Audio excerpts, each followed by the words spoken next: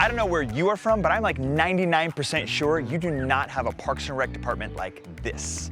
I mean, they rule recreation, which is a pretty incredible statement to be giving, especially in a community like Bend where recreation is everything. And yet with recreation being the epicenter of everything that there is here in Bend, the actual Parks and Rec department has somehow found a way to harness it, bring it all under their umbrella, and they've created what is arguably one of the most incredible Parks and Rec departments on the entire West Coast.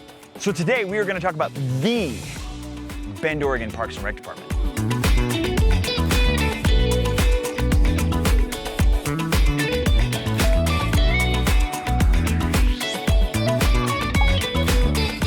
So now I could probably go on and talk about Parks and Recreation here in Bend for hours, and I've been actually trying to figure out a way to maybe break it up into smaller chunks. So today what I think we're gonna do is we're gonna talk about their big four facilities. Actually, there's three facilities, big facilities that we should talk about, but don't worry, I'm gonna save the fourth, which isn't a really facility, but kind of an area. I'm gonna save that for the end because it's definitely the best. So we're gonna get things kicked off with the Juniper Swim and Fitness Center. Now the Juniper Swim and Fitness Center is the OG. I mean, this was the pool in Bend, in town for the longest time, and really still kind of is. In fact, this particular pool predates the Park and Rec department itself.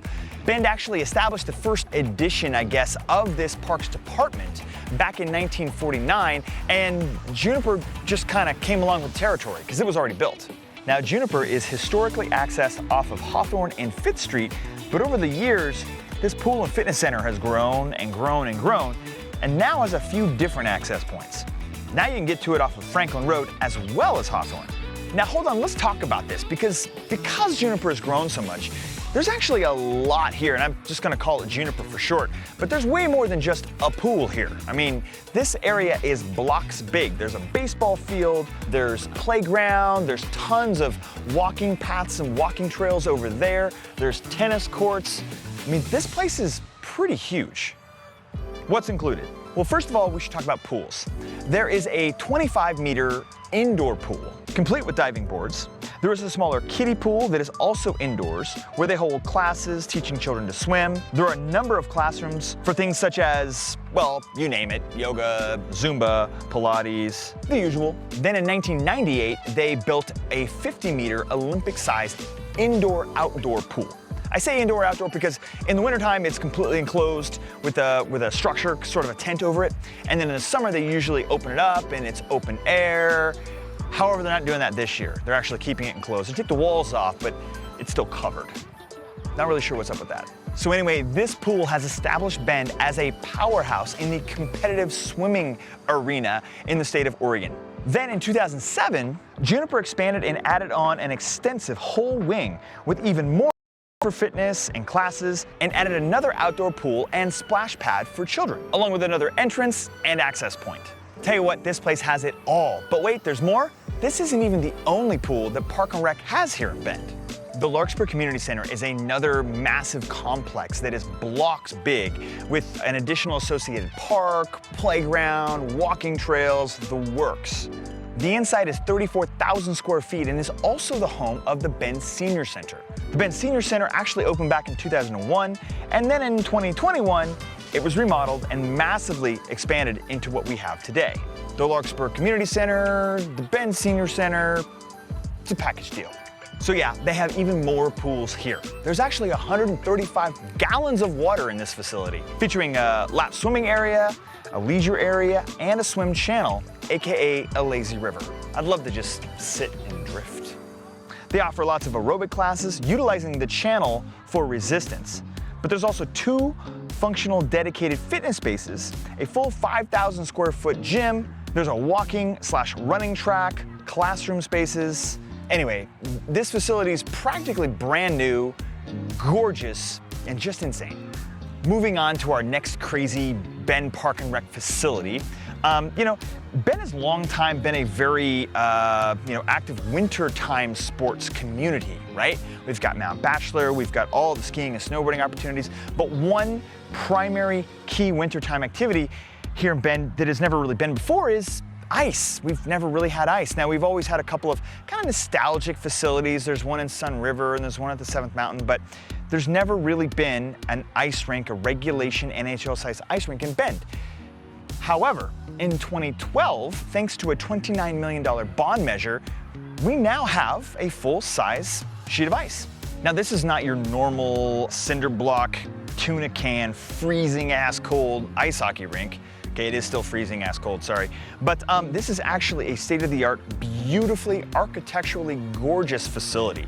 It's actually an open air concept, so it's a pavilion of sorts. There's a beautiful wooden roof that goes over the top, and then of course the facility, the rink itself, is open air. So in the winter, when it's cold, it's really cold, and even in the summertime, it's really nice because it's open air. So it's ice in the winter, and in the summertime it actually transitions to sort of a court surface where you can play basketball or skate on inlines, play roller hockey, that kind of stuff. In the wintertime, obviously, there's tons of ice hockey, there's learn-to-play programs for kids and adults, there's figure skating, there's curling, and let me tell you, it is tough to even get into these programs because they sell out. I mean, you have to register within like an hour of leagues opening, otherwise you won't even get in. 300 spots for the adult league are gone like that. It's very, very popular here in Bend. Now, my favorite part is obviously the hockey. I'm a lifelong player and coach, and this facility in particular is one that I spend a considerable amount of time in. I mean, I'm there all the time. And in talking about this facility, it's really important to understand that this facility is 1,000% full. Between all the public ice times and then all of the Park and Rec events and programs that they run and then the club sports programs that they run, there is not a shred of ice available in the wintertime. So this is the part where I just throw out there that if anybody's got $25 million laying around, we could really use another couple of sheets of ice. Just have to say that. Okay, so I teased that there was 4 facilities that we were gonna be talking about, but now that I think about it, there's actually 5, which is kind of cool. So I'm gonna talk about the other 2 really quickly, even though they're not really kind of a part of what we're already talking about here. Just stick with me here for a second, okay? The Park and Rec headquarters doesn't have any programs running at the facility, but my goodness, it is such an impressive building that we've got to talk about it for a second. Built in 2009, it is a LEED Gold certified building, which is the Leadership in Energy and Environmental Design certification. It's a globally recognized rating system that verifies the sustainability of new planned buildings. So this is an extremely architecturally beautiful and energy efficient and thought out design. I could write a book on how wild this building is. In fact, you can Google it already, but I won't bore you if you're not interested. But again, the roof is like all plants and stuff. All right, now this last thing that I want to talk about is like the grand finale. This is the most impressive Parks and Rec thing. I can't really call it a facility that they've ever created, in my opinion. Now, as you would probably imagine, here in Oregon, we have our share of environmentalists and people that are looking out for the environment and things like that. And while it's kind of interesting, a river, even though we dammed them all up a long time ago, is usually something that you shouldn't be touching, that you can't be touching. Like, we're not gonna change the course of a river. However, that's exactly what Park and Rec was able to do with the Bend Whitewater Park. You see, along the Colorado Street Bridge, there was a spillway. It was a 6 to 10 foot spillway that actually dammed up the river, and it was unnavigable. You couldn't, get through it. So what Park and Rec did with that 2012 bond measure that I mentioned earlier that they built the ice hockey rink with, is they actually tore out the spillway and created 3 separate channels for the river to navigate through.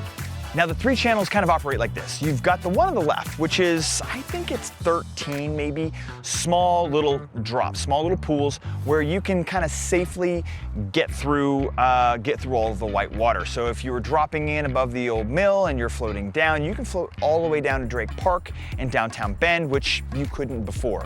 It's a lot of fun. I'm gonna talk about that in a second. The middle channel features 3 or 4 big drops, including a surf wave. Now, I am not kidding you. This is one of the most impressive feats that I've ever seen here in Bend. It's cool. There's a surf wave, and then there's a couple other big drops, which is great whitewater for kayakers and body surfers and stuff like that. So they love that. And then, of course, the 3rd channel is really more of a wildlife passageway. It's where the fish and the frogs and the birds, I kind of like to call it natural, but it's a riparian zone. Now let me tell you, when this first was announced and opened, I thought, oh, that's gonna be kind of cool. Like, floating through is gonna be fun, but I don't know about this surf wave thing. I don't really understand, like, you know, are people really gonna be on that? Boy, was I wrong. I cannot even tell you, 365 days a year, there's people surfing on the Deschutes River right in the middle of town. Even when it's puking snow out, there are people out there in wetsuits surfing. It's absolutely unreal. Now, let me just tell you that the Whitewater Park is the hottest place to be in the summer when temperatures soar. I mean, not only do people go through it as they're doing their normal float, and there's constantly people on there surfing day in and day out. I mean, there are thousands of people down there. But one of the coolest things that I like, that's not true, I actually try to stay away when it's really, really crowded, but when I am there, one of the coolest parts about it is just going through the spillway, just going through the kind of the safe drop pool, and you just go in a loop, and you just do that over and over again. Because while you're standing there looking at it and it doesn't look like much, it's actually pretty exhilarating. I mean, the drops are, when you're in nothing but a little float tube, they're actually pretty decent sized drops. I mean, if you don't know what you're doing, you'll get dumped over and lose your sunglasses and your phone, and then you're gonna have to go back to the top and do it all over again, just because it's fun. Oh, and that reminds me, there are plenty of rules that you should probably do some research on if you're thinking about floating the river, okay? Go to parkandrec.org and check out the FAQ on floating the river. It's, you know, you should take the safety seriously, right? Okay, be sure to subscribe because we're gonna do another follow-up video talking about the rest of the goodies that come here that are included with Parks and Recreation, talking about their parks and some of their other programs. And also, you know, because we cover all kinds of stuff on this channel, from recreation to real estate, you're gonna wanna stay informed. With that being said, if you or someone you know is looking to buy or sell in the area, my team and I would love to be your local real estate resource of choice. You can check us out at cromrealestate.com, or, you know, maybe stock our information down below in the description. We'd love to hear from you either way. Thanks so much for watching, and we'll see you over in the next video.